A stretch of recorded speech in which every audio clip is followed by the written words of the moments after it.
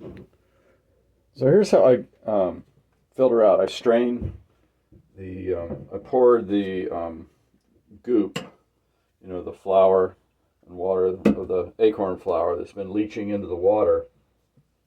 And then I've got my sifter fitted onto the top of the pitcher, and I've got my pillowcase corner.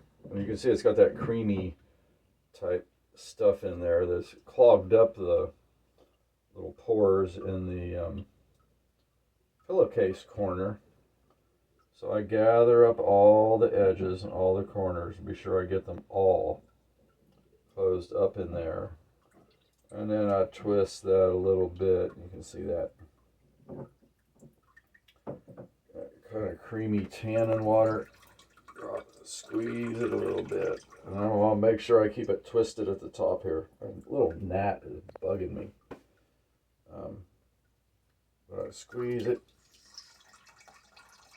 Get that all to go out.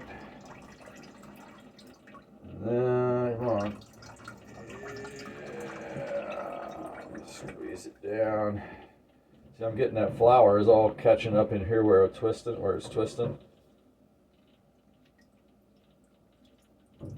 That water's still coming out. I'm going to get it all.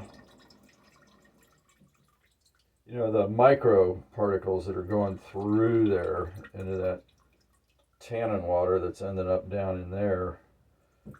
It's so micro fine because this is a piece of linen pillowcase that I used. It's got really that little booger. Live long and prosper. That's what I always say, little gnat. Okay, it's getting pretty tight now. Yeah. So I got that squeezed real tight.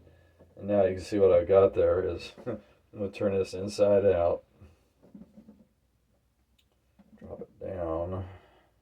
I want to keep the, I defeated my purpose. I want to keep the inside of that kind of clean because that's where I don't want this stuff to fall down into the pitcher there. Anyway, just brush off and shake it off, brush it off, shake it off, brush it off. There. Now I'll turn this back inside out again and drop that clean side down in the screen. And repeat. A little bit of that goop. Yeah. Repeat.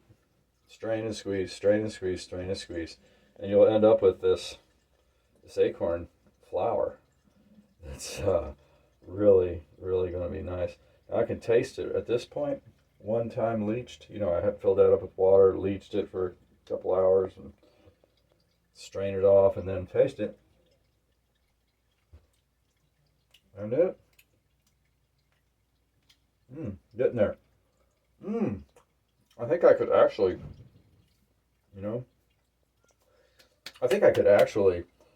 use that just like it is with the one leaching.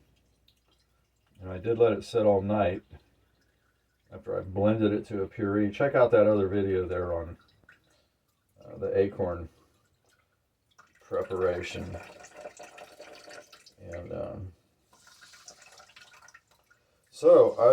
what I'll do is I'll take all of this flour that I've got sifted out and finished like this, and I'll put it back in the jar and I'll fill it up again with water and let it sit and leach again. And that second leach, I can already tell by tasting these that almost all of that astringent taste is gone. And so, I'll put it back in here. I'll put all of this back in here, fill it up with water again, let it leach again, and I'll repeat this strain again. And then it's going to be ready for baking. Bacon, bacon, bacon, bacon acorn muffins. We might be getting somewhere. Okay. Anyway, I had to show you that just because I do this kind of filtering stuff all the time, but maybe a lot of people don't, and so maybe didn't know the little trick about, like for instance, using the corner of a pillowcase, a fine knit pillowcase to make a good strainer with. So anyway, onward, upward, happy Thanksgiving. It's the day before right now. It's the 27th, and I'm going to get this stuff done and get Acorn brownies.